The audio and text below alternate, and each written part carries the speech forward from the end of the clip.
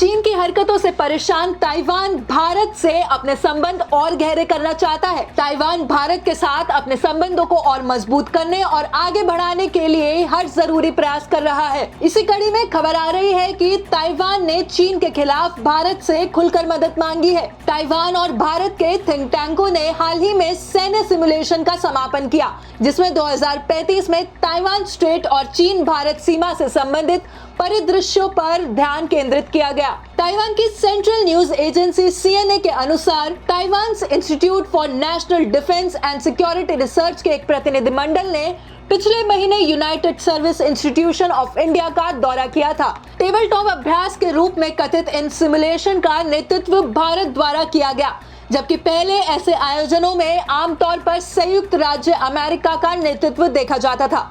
गौर करने वाली बात तो यह है कि इस रिपोर्ट में यह भी कहा गया है कि पहली बार सैन्य सिमुलेशन का आयोजन भारतीय पक्ष द्वारा किया गया, जिसमें संयुक्त राज्य अमेरिका और ताइवान की राष्ट्रीय रक्षा अकादमी सहित विविध पृष्ठभूमि के विद्वान शामिल हुए। इस अभ्यास में विभिन्न क्षेत्रों के प्रतिनिधियों के साथ साथ रिटायर्ड भारतीय लेफ्टिनेंट जनरल और राजदूत भी शामिल हुए।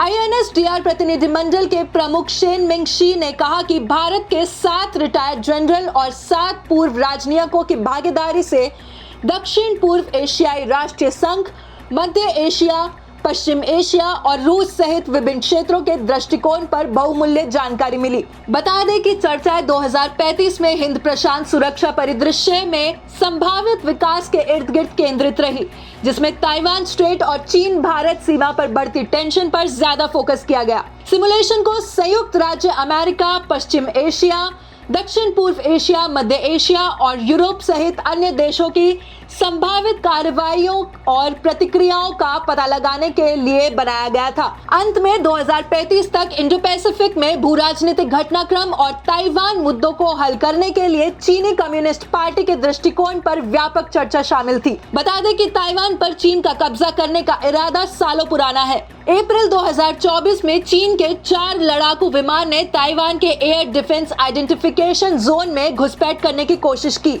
इससे पहले जनवरी में चीन 12 बार ताइवान की वायु सीमा के अंदर घुसपैठ की कोशिश कर चुका है। 2021 में चीन के सैन्य विमानों ने 239 दिनों में 961 बार ताइवान के वायु रक्षा क्षेत्र में प्रवेश किया।